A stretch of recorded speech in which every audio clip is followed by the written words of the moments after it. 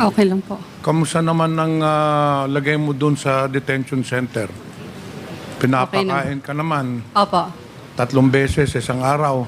Opo. Nananghali ka na. Yes po. Ngayon, anong tawag siya ng mga kaibigan mo? Anong palayaw mo, nickname mo? Kasi po. Kasi, okay. Kasi ang abogado mo po dito na kasama palagi si Atty. Topacio, hindi po ba? Yes po, pero today po si attorney. Okay. Ang tanong ko lang, paano mo nakilala itong si Atty. Topacio? Hindi ko po siya totally kakilala. Nakita ko lang po siya sa sa social. Sa social media. Yes po. So, Mr. Chair, paano mo na-contact si Atty. Topacio? Kasi pagdating mo dito,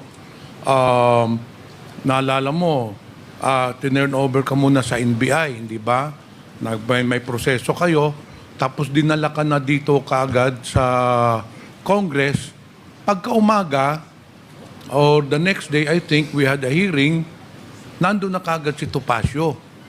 So, kailan mo na-contact si Atty. Topacio? Nakontak ko po si attorney. Nakuha ko yung email nila, yung Topacio Law Firm sa Google po.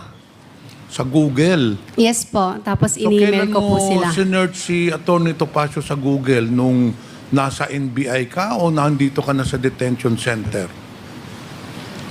Nung panahon na in-email ko siya is around like last month, June.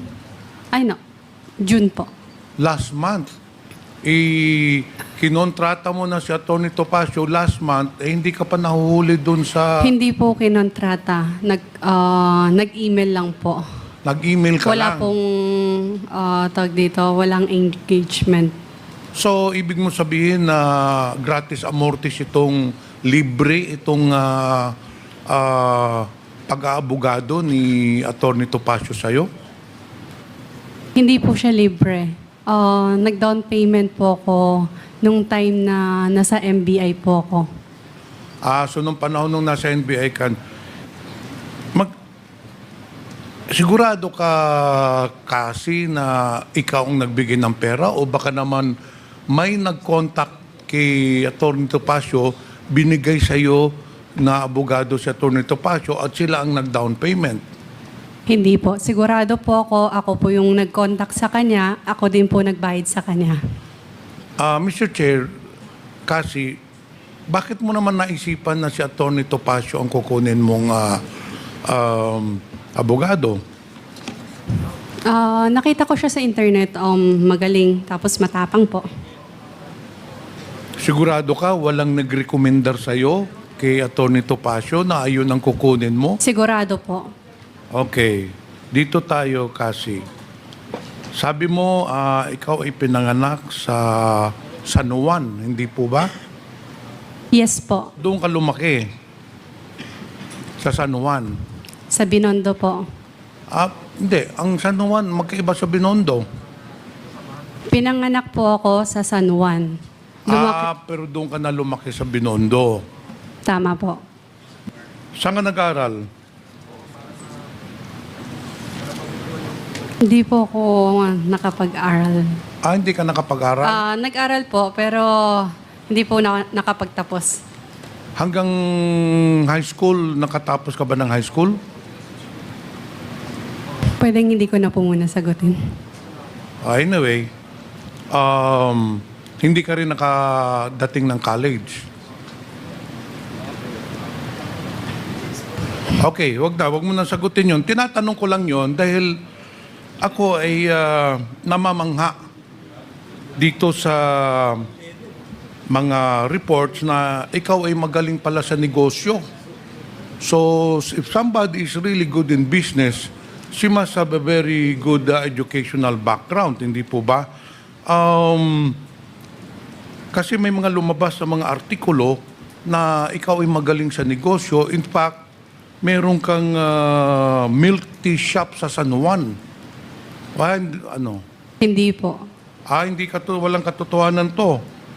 Sa Angeles, Pampanga, meron kang binuksan na isang aesthetic center. Opo. Kailan mo ito binuksan?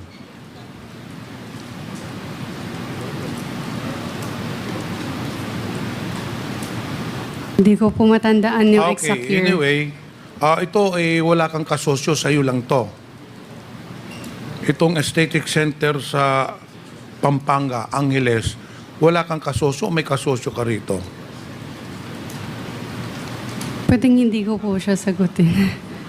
Kasi hindi naman po siya related. Walang problema yon. Meron Maraming ka pang salamat po. ibang negosyo. Sabi nga sa artikulo, ikaw bata ka pa lang, nagninegosyo ka na, marami kang negosyo, and then meron ka ring isang cafe restaurant sa resort doon, hindi po ba? Meron po. Ayun ba ay nag-ooperate pa hanggang ngayon? Yes po.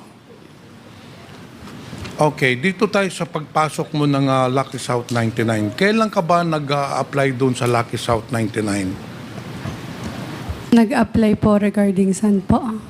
Nagtrabaho ka sa Lucky South 99, hindi ba? Sa papers po. Okay, paano ka napasok doon? Pwede mong ikwento dito sa komitiba, paano ka napasok sa Lucky South 99? I mean, mananrabaho ka, hindi ba? Hindi naman basta-bastang ikaw ba'y kinuha ng Lucky South 99 o nag-apply ka doon? Nung una po, sa amin po yung Lucky South 99 nung una po. Sa inyo? Opo, sa akin. Sa amin. Sa iyo yung sa Lucky South 99. Nung una Because- po.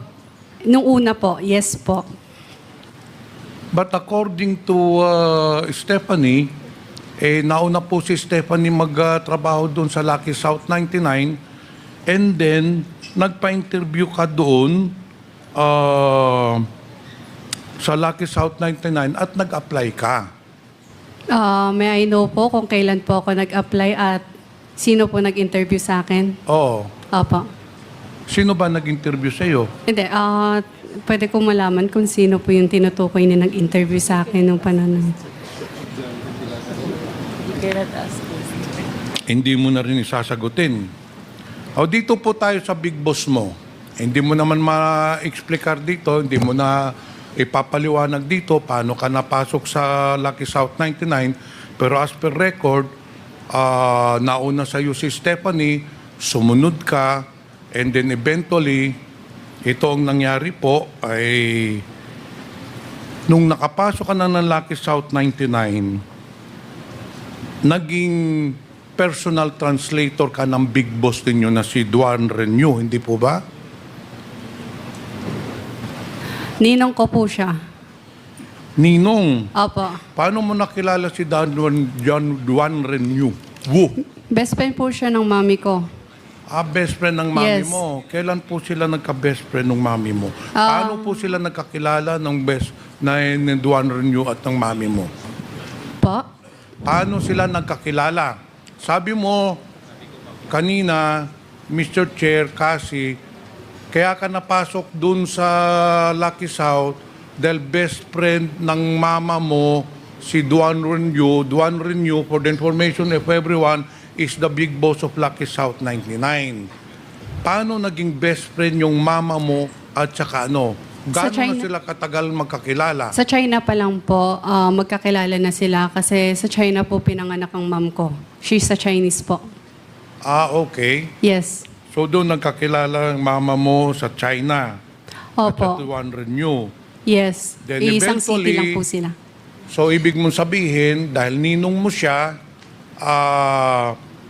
ang mama mo ang nagpapasok sa'yo doon kay Duan Renew? No po. Kinontak po ako ng ninong ko kung pwedeng po akong tumulong sa kanya kasi hindi po siya marunong mag-Tagalog and mag-English po. Okay, correct. So yun na nga ang unang tanong ko. Balik tayo sa unang tanong na hindi mo siguro nadinig. Ikaw ay naging personal translator na Duan Renew. Pala. Hindi po ba? Pwede din po. Ha? Pwede din po. Hindi pwedeng sagot mo pwede din po. You became the translator, personal translator of the big boss of Lucky South 19, Mr. Duan Renwu. Yes or no? Yes. I think. Hindi naman mahirap sagutin yun. Wala namang masama doon sasagutin that you became a personal translator. Sa pagiging personal translator mo, Mr. Chair, kasi, naging palagi kang kasama ni Mr. Duan Renwu. Hindi po ba? Yes po, nung una. So, naging constant companion ka ni Duan Renwu. Hindi po ba? If needed lang naman. Not always. Well, according to the testimony of some of the resource person, during the last hearing, wala ka pa, sinabi nila, naging personal translator ka, and because of your job, palagi kang kasama, constant companion. Again po, pag kailangan lang po, tsaka ako sumasama. And in fact, itong sunod ko na tanong, dahil palagi kang kasama, personal translator, kaya hindi marunong magsalita ng Tagalog yung sa Duan Renwu, sa dami ng transaksyon, totoo po ba ikaw ay tumira doon sa bahay o kung saan nakatira si Duan Renwu? Yes po. Saan po yun? Saan po yung tinirahan yung bahay na kasama niyo si Duan Renwu? Nung una po, kung saan po yung office. Tapos po, nung Saan huli, po ba yung office na yun? I think around sa Friendship Highway lang, pero hindi ko sure yung Sa address. Pampanga pa rin? Yes po. Okay. So, ilang taon po kayong nakatira doon ni Duan Renwu? Pala. I think since then, since pumunta na ako doon na po ako nakatira. But sometimes umuwi din naman po ako sa Binondo. So 2019 ka nagsimula magtrabaho kay Duan Renwu, hindi po ba? Yes po. Okay, so 2019 magkasama na kayo, doon ka tumira. Sino po ba ang kasama ninyo sa tirahan ni Duan Renwu? Kami lang. Kayo lang, dalawa. Sa bahay po. But bahay nga. meron po kaming staff po. Okay. So totoo po talaga na dahil ka nakatira ka na doon, totoo po talaga pala yung testimonya ng yung dating resource person po dito na palagi kayong magkasama. Iisang bahay po, pero hindi po lagi magkasama. Hindi, paano naman nangyari yun? Magkasama kayo sa isang bahay, tapos sabi mo, hindi kayo palaging kasama, paggising mo, nandun na yung Duan Renwu. Yes po. Pag natulog kayo, nandun na rin yung Duan Renwu. So halos araw-araw. Kasi sabi mo, as per your statement, doon ka nakatira. So araw-araw kayo nagkikita ni Duan Renwu, hindi po ba? Hindi araw-araw nagkikita. Iisang bahay po kami. Pero may sariling lakad po siya. May sariling lakad din po ako. So sometimes, hindi po kami nagkikita sa isang bahay. Kahit magkasama po kami sa isang bahay. May tanong po ako, Opo. Mr. Chair. Sana ay wag po kayong magagalit, ano? Yes po. Sana wag mong masamain ito, no? Yes po. Pero hindi natin maalis sa pag-iisip ng mga tao. You're living in one roof. You are a woman. Duan Renwu sa man. Ang tanong ko po, wala ba kayong relasyon ni Mr. Duan Renwu? Wala po. Kasi alam mo, na yung mga kasama mo sa trabaho dito, na nakausap namin, nauna po si Stephanie sa inyo, Mascareñas, magtrabaho, hindi po ba? Pero pagdating ho ninyo, you became very close to Duan Renwu. And eventually, si Stephanie Mascareñas, medyo naalis, hindi po ba? Pagpasok nyo, after a few months, nawala na si Stephanie. Hindi po totoo yan. Alam niya po sa sarili niyan. Well, anyway, that's a word of yours against hers, no? But anyway, yun ang tinestify niya dito. Ngayon, pagkawala ni Stephanie, Mascareñas, you started to become powerful dun sa Lucky South 99. Naging confidante ka ni Mr. Duan Renew to the point na ginawa kang incorporator, to the point na ginawa kang yung mga cheque nilagay na sa mga pangalan mo, to the point na ikaw na po ang nagdidesisyon ng mga lahat ng galaw, lahat ng mga gawain doon sa Lucky South 99, hindi po ba? Correction lang po. Nag-invest din po ako doon. Naglabas po ako ng money for that po. Magkano naman po ang ininvest ninyo doon? Pwedeng hindi ko po sabihin. Medyo, it's private po eh. Pagpalagay po natin, ballpark figure lang, nasa 1 million, nasa 100 million, nasa 500 Pwedeng hindi ko po million. sabihin. So ilang porsyento po kayo doon? Saan po? Which company po? Yung Lucky South 99. Yung Lucky South 99, nung una, maliit lang po. Pero po, again, hindi po ako naging incorporator po ng Lucky South. So anyway, doon sa investment mo, Yes po. paano ho ang, kasi investment yan. Yes. A person invests in a business, ang objective ay para kumita. So I'm sure na almost 5 to 6 years, doon ka sa Lucky South 99, sabi mo nag-invest ka, so gaano ang dividendo ninyo or yung income mo nung doon sa investment mo, ilang beses ka binibigyan sa isang taon? Pwedeng hindi ko muna i-disclose po yan. Well, but we have to Pasensya assume, na po. we have to assume that you were earning a substantial amount because yung operations ng Lucky South 99 ay napakalaki. No? In fact, the assets, everything, malaki po.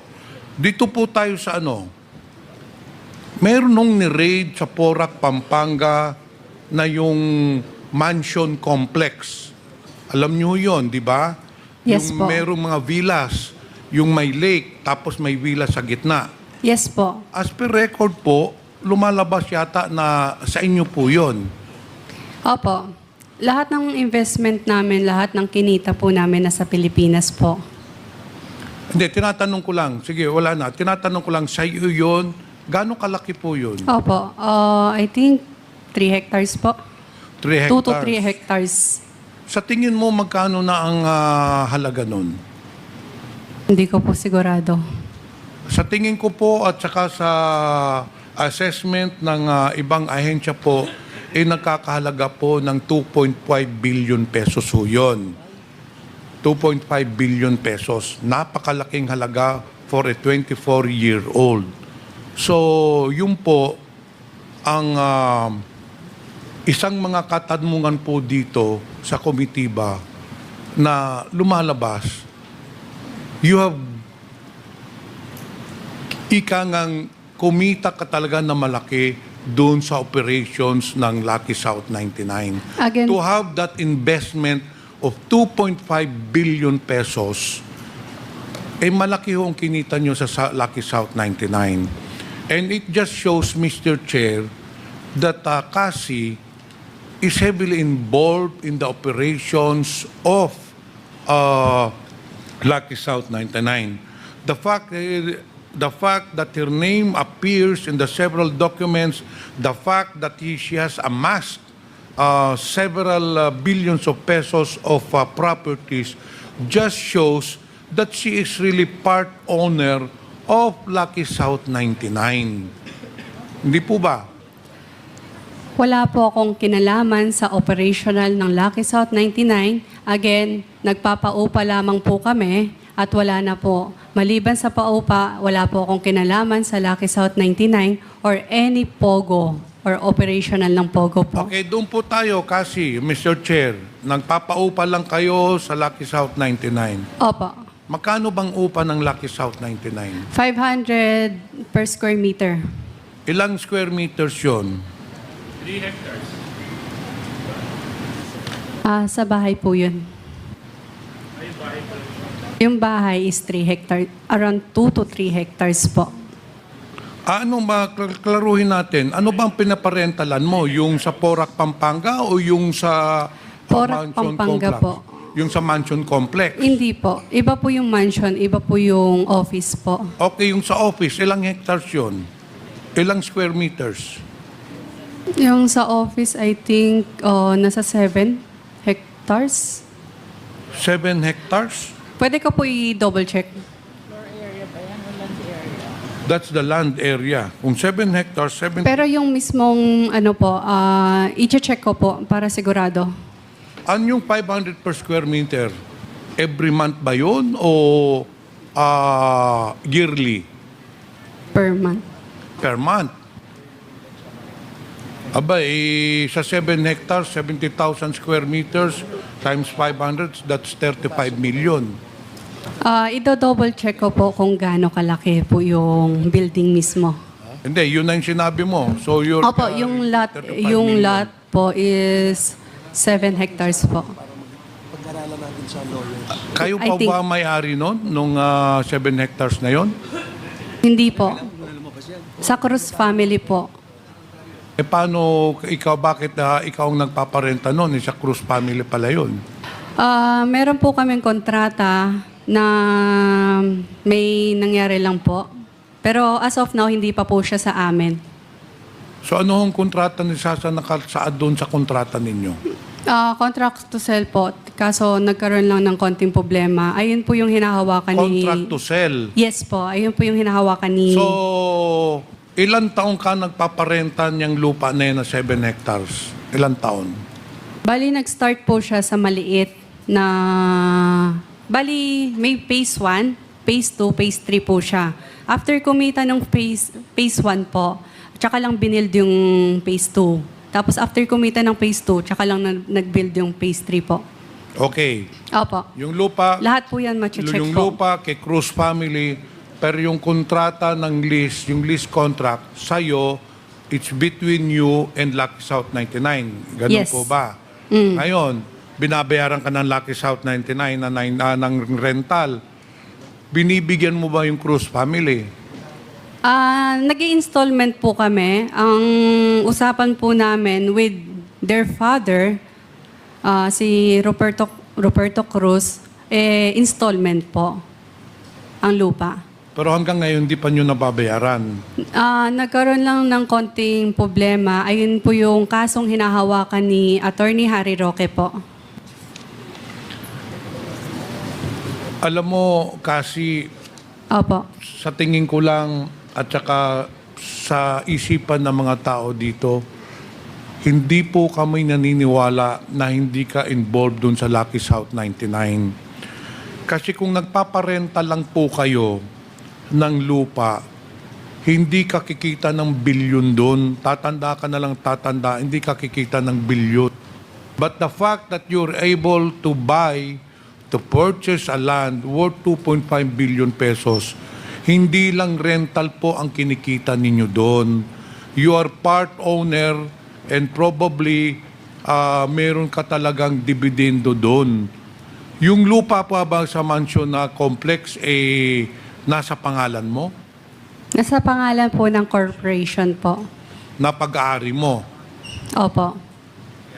Mr. Chair, I have no further questions, but upon interpellation, I sincerely believe that Cassie Ong is withholding information regarding the operations of Lucky South 99, and I certainly believe that Ms. Cassandra Ong is heavily involved or a partner of Lucky South 99. Thank you, Mr. Miss- Chair. Thank you, Congressman Pimentel.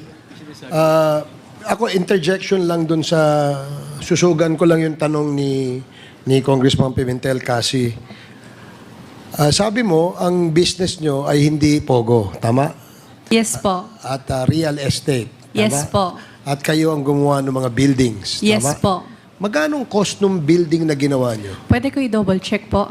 Sige, do you have your data there now with you? No, kasi yung phone ko... Sige. So, pero kayo Sorry. nagpagawa. Opo. So, yung pinagawa niyo yun, sinong kasosyo mo dyan? Lahat ng name po sa corporation except kay Xiang Tan. Okay, kasi dun sa incorporator ng Lucky South 99, kasama dito si Mr. Silang tatlo, tatlo sila. Yan, si Mr. Chua, si Mr.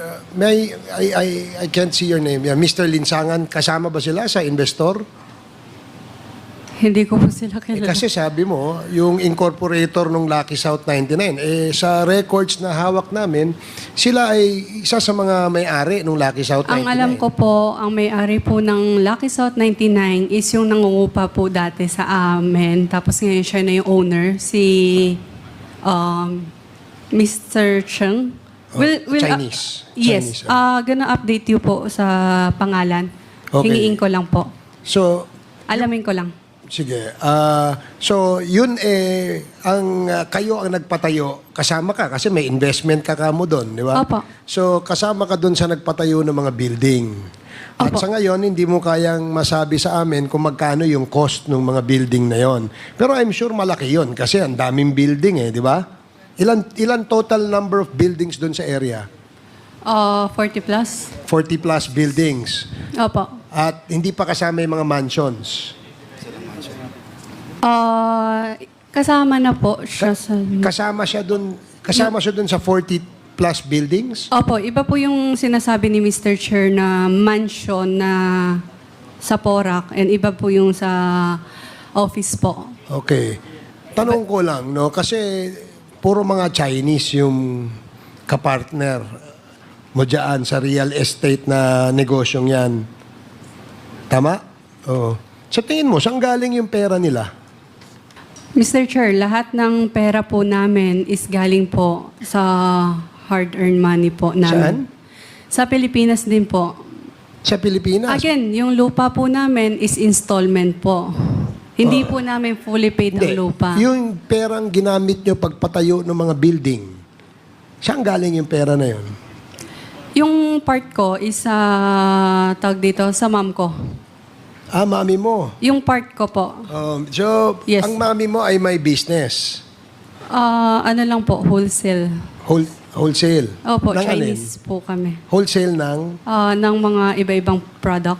parang goods coming from China, ganon. Yes kasama. po. So, ibig sabihin, dahil dun sa negosyo ng mother mo, nag-invest ang mother mo tsaka ikaw. No po, wala na po nung time na yun, wala na po yung mother ko. Pero yung pera ng mother mo, na kanino? Nasa akin po. Ilang kayo magkapatid? Dalawa po. Dalawa.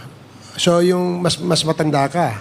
Opo. Okay. Kasi, mahiwaga yung saan galing yung pera, pinagpatayo ng building, sabi mo, sa'yo, sa side ng mother mo. Yung mga kasama mo, saan kaya galing yung kanilang perang ininvest dyan? Ang alam ko po, pwede ko i-double check. Hindi ko po talaga sigurado eh. Ano yung pakiulit? Pwede ko po i-double check. Hindi ko po sigurado. Sige, kasi po, Mr. Chair, hindi ko naman po talaga alam kung paano po. If you're gonna ask me po right now, hindi ko po Yung ma-explain sa inyo. Yung bang pera nila galing sa abroad? Hindi ko po alam. Yung bang pera nila ay galing sa negosyo nila rito? Hindi ko po talaga alam. Hindi ko po masagot kasi hindi ko po talaga alam eh. Hindi. Sige. Kasi para importanteng malaman namin saan galing yung pinagpatayo nyo no dahil hindi yun basta-basta eh. Diba? Gaya ng sinabi mo, nung tinanong kita, mga investor, no? Parang ikaw, investor. Kaya tinasabi mo, yung mga incorporators ng Lucky South.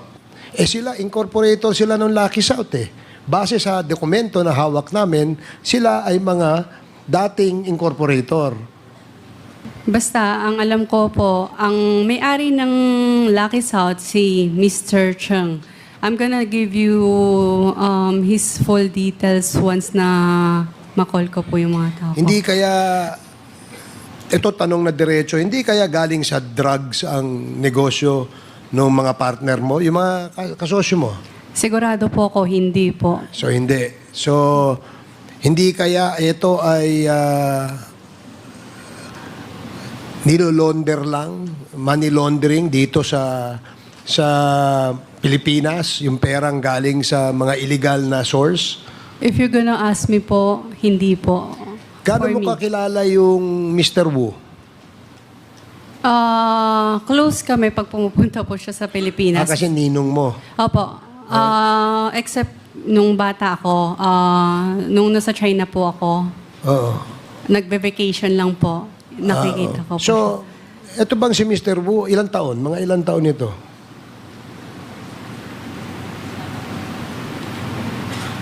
40 plus? May asawa?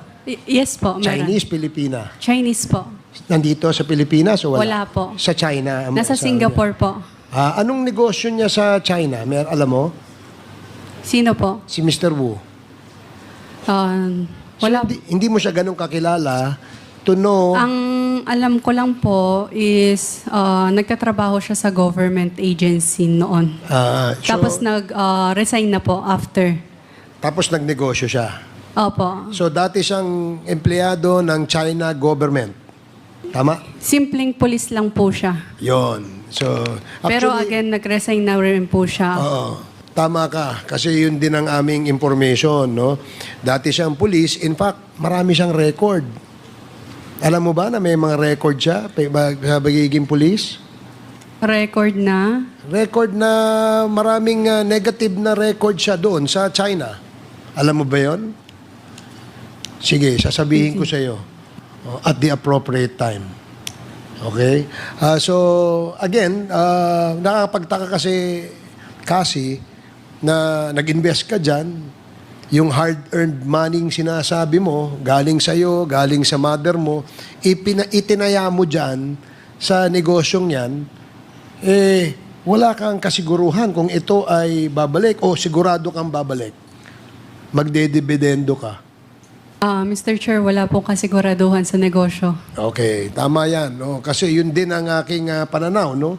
Dahil pagka nag-invest ka, lalo na kung malaki ang investment mo, no, para ka nagsusugal. Di ba?